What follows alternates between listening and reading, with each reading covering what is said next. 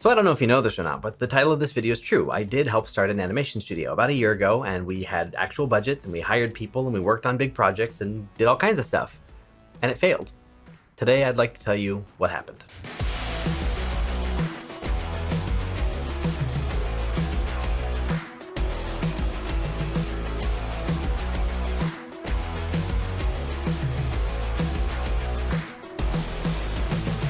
Normally when I fail at something, I don't like to publicize it. I don't want to tell people that, hey, I did this thing and it totally didn't work. But that's what happened, and I do feel like this video is worth making. Looking back, if I were to boil everything down and say, what are the 3 things that I would have wanted to happen that I would then consider this animation studio a success? Thing number 1 was to hire and build a team of artists who are happy. They are all paid fairly, they're paid well, they're all taken care of. We've done right by the artists that we've hired and allowed to do the things they want to do. If you want to specialize in animation, if you want to learn new skills, that goal was to build a team environment where we can all be creative and collaborative and work together, making cool stuff and feel supported. The second thing was to be making stuff that I'm excited about, that I'm proud of, that the artists involved, whether it's me or them, that the ideas that we had would be able to be started and finished and polished to a point that we were happy with the outcome, that we actually got to make the stuff that we wanted to make and be proud of the final result. And last was to make videos on this channel about that entire experience of hiring and managing and working on these projects, to do production diaries and vlogs, to share the entire experience of everything happening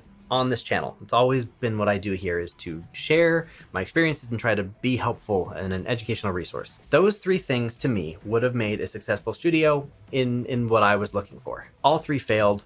Here's why. As far as hiring artists and building a team, some stuff that we did right. I was very strong on this, that we needed to hire people at the rate that they charged, that we weren't going to haggle or negotiate or try to, get a discount or something. If we hired an artist and they said, this is what my rate is, then we say, great, that's your rate, we'll pay that rate. That's not to say that you can't negotiate, but my goal was to not try undercutting anybody to make a buck. That to me was really important, and we did that. I'm very happy that was the success. The only exception, there were 2 artists we worked with whose rates were higher than we could afford, but they very graciously worked out sort of a part-time temporary rate that we could afford.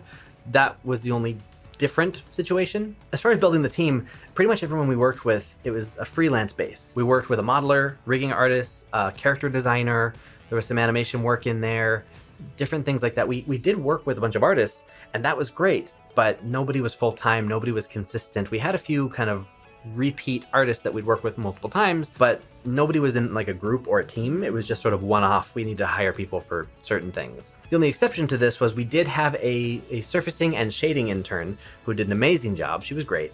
And I just found out today, she just got hired at Pixar for their undergrad, for their internship program, I think. Which is funny because we actually met her at an animation expo in Utah. My business partner's in Utah. And so when I was out there visiting, working on stuff, I actually ended up being in town. So we went and had a table and a booth at this convention where we were looking for artists to hire for the internship position. From the moment she showed me her demo reel at that event, I knew that if a studio saw her work, that she would be hired pretty much immediately. She's very talented, and so that was my first goal, was just hire her before anybody else could. She was our intern from summer to kind of the end of the year of 2022. She did great work, she was a joy to work with, and congrats to her on her success. As far as working on a variety of projects, we utterly failed. We were gonna start the entire studio with one main project, a music video that was kind of a live action animated hybrid project, and it was supposed to take a few months. It ended up taking more than a year. Not because we just were slow or did a bad job, but because we were so split focused. What we should have done is we should have outlined and roadmapped the entire project, figured out what we were going to need, who we were going to need, found artists that could fit those roles, and gotten quotes from all the different departments and figured out, cool, how many people do we need to hire? How much is that gonna cost us? How long is it gonna take? Let's get estimates and quotes and so on.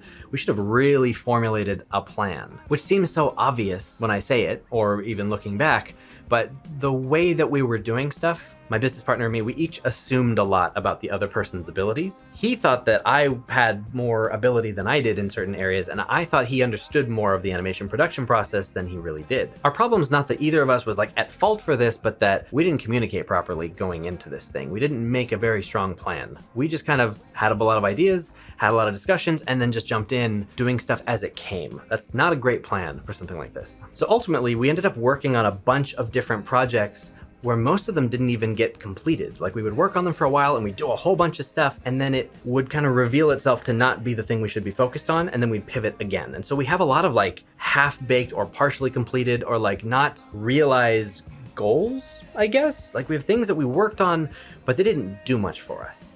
And all of those things led to just drain time and money away from the main project that we started with that eventually became, again, the main focus. We're like, this music video has been on our plates for forever. This is where we're supposed to start. What's going on? Where is this? What's happening with that? And while there had been progress made on it throughout that time, it had never been like the main core focus as it was supposed to be. And so when we finally decided, you know what, that is the main thing, let's go back to that, the majority of the budget available to that project was already spent on those other ventures. We didn't have the budget we needed to build and hire a team to get all these people working on it, because when I had imagined, yeah, we'll do this thing, it should take this long, I was imagining having help and having a bunch of people working on this with me, having that team to help me realize this project that then we could build from there. We spent the budget on other stuff, and now we just have this massive project and no one to help me with it. Which is why my third goal of making content about the whole experience couldn't work, because I was busy managing all these other projects, took a lot more time than I thought, and then I was in charge of this music video with no one to help me work on it for the most part. The character model, the character rig, those were freelanced out. Our shading intern took care of the surfacing for that and some assets in the music video, but everything else from environment through lighting, like everything in the middle, that all had to be me. And so I didn't have time to make videos for this YouTube channel. If you've noticed, I've been very absent for the last year as I've been working on other stuff. It's been on this and the various projects we've done. And along the way, I wanted some of those projects in the middle to be the ideas that I had, to be these shorts and skits and stuff that I wanted to make. I really thought they'd be good ideas, but getting the budget or the time required to make my stuff and my ideas in there, it wasn't as prioritized as these other ideas that didn't end up working out anyways. And so ultimately a year goes by where I haven't worked on anything that I've really wanted to do. I enjoyed some of the stuff during the time, but when you do something and then it doesn't work or gets canceled or we stop, it's not very satisfying. So a year goes by of working on a bunch of stuff that never really goes anywhere. And then finally working on this music video, the last several months of my life have just been focused on this music video. My mental health has been at an all-time low because my entire existence revolved around this project that I wasn't that excited about, because I was excited to do animation. And here I was responsible for everything and no time to animate. There's stuff in the music video that's just raw motion capture data, not even cleaned up, just pumped into the engine. I was learning Unreal Engine for the first time. I didn't know how to do a lot of the stuff we were doing. So I learned a lot, and I'll make a video talking about my experience on this project, not to complain, but just to share all the stuff I learned, good and bad. But on this music video, I wanted to be the animator. I wanted to be responsible for making amazing animations and finally showing what I could do. And I think I got 10 hours total to animate anything. So there's a few hand keyed moments with legs kicking and nothing really happening, because that's all I had time for. I'll tell you what happened next, but first, what I learned from all of that, I learned a lot about myself actually, that I am not the best manager of people. It's just not a skill that I have really developed, and I don't enjoy it. Maybe I'll be good at it one day, but right now it just doesn't feel like something I'm particularly great at. If I'm in charge of a project, I would prefer a flat role hierarchy where everybody knows what's going on and everybody can contribute and help and collaborate in different ways, instead of me being the bottleneck, where everybody has to kind of come through me to have stuff happen. That definitely wasn't my favorite, especially with the weird hybrid remote thing we had going on, where some of us are in Utah, I'm in California, we had other people international. Remote stuff works just fine, but we didn't really plan for it, so we didn't really have a plan for how we were gonna deal with it. And there were certain people in the process that I didn't feel like I was allowed to work directly with. Not with the creative people that I was bringing on, but just in general, there just kind of were weird invisible barriers that may or may not have actually been real, but just, it didn't feel like a flat, open, collaborative environment. It felt kind of segmented in the way that the creative work had to be done. I also learned that I'm a much better narrative filmmaker than abstract storyteller. I can make a short film and stuff like that, but music videos, not my strong suit. Once again, I thought it'd be one piece, not in charge of all of it. But one of the major lessons that I learned is that as someone with animation production experience, I should have stood my ground and stood firm on, this is what we're doing, here's how we're doing it, and we're not moving forward until we have these things. Now that can sound like I was I shouldn't have been a team player. No, my team needed me to step up and be in charge and say, here's how it's gonna go. At the beginning, I was very nervous. I didn't want to step on toes. I didn't want to overstep my boundaries. And so I sort of let a lot of stuff happen and say, oh, we should do this. well, do we need that? Like, well, I think so. Well, let's see if we can go without it. No, I should have said, no, we need this, period, and we can't move forward without it. Even if it costs more, even if it seems like it's maybe not the best investment, we do need this to happen. I should have been sort of the strong voice in the room to make those calls, because it would have saved us a lot of time, energy, and money down the road. Again, there's no finger pointing or blame shifting here. What I'm trying to say is that I am an artist who understands business, and my business partner is a business person who doesn't really understand art. He's not super passionate about animation. So there should have been a more clear split of what I'm responsible for versus what he's more responsible for, and we should have communicated that earlier on so that we could have just made these things happen. When the project was finally done, and I mean like finally, I cannot express to you how relieved I was to finally be done with this project.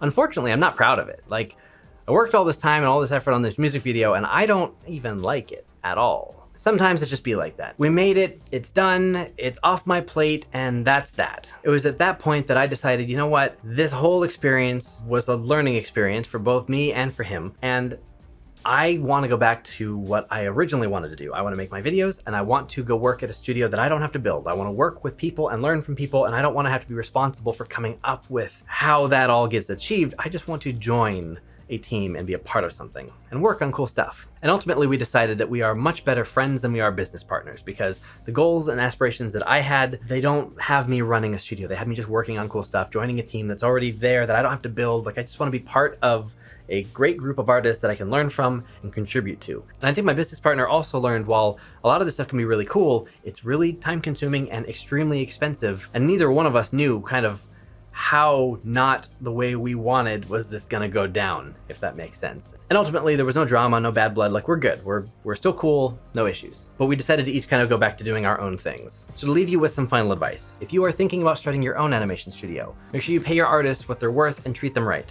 Respect their rates, pay them overtime, and have manageable schedules so you're not burning people out. If you find that you have a lot of high turnover or low repeat freelancers, you are the problem and you need to fix it. Plan everything, document everything, really come up with a good strategy for what you're about to do, all in writing, and get contracts, as you've probably heard before. Especially if you're the artist, even for yourself, write down your goals. If you're gonna work at a studio, what are your goals going into it? What do you wanna get out of it? And evaluate every so often whether you are meeting and achieving those goals. Because everybody involved should have their expectations listed somewhere. What you wanna do, deliverables, creative goals, projects, timelines, budgets, all of that. And at the end of the day, know your why. What is motivating you to work on this thing that you're gonna do? Everybody involved should know their whys, even if they aren't necessarily the same things driving them. My business partner and I had different things motivating us, different whys for what we do, which is ultimately why we decided to just be friends and not business partners, is because we're each motivated by different things. And that makes it difficult to pick one direction and stick with it when we have sometimes different ideas pulling us in different directions. At least on that part, we had good, open, and honest communication. And if you made it this far in the video, I'm assuming you care to know what's next for me. Now that I'm done with that music video, I'm done with this year-long project, this animation studio, we've shut it down, I'm no longer a part of it, I'm back to doing my own thing. Back here on YouTube, weekly uploads, that's all back to normal. The two things I'm resuming are my teaching, animation workshops and courses, things like that. I have a link down below to the Maya workshop that I'm doing right now. And moving towards working at a studio. I'm gonna be doing all the animation stuff that I wanted to do a year ago, demo reel, applying, getting into a place, and working with cool people. And if that sounds interesting, make sure you're subscribed, because all of that is gonna be stuff that I make videos about, as was always the goal. And with that, I hope you enjoyed this video. I hope you enjoyed the story. Thanks for watching. I'm Sir Wade. See you in the next video.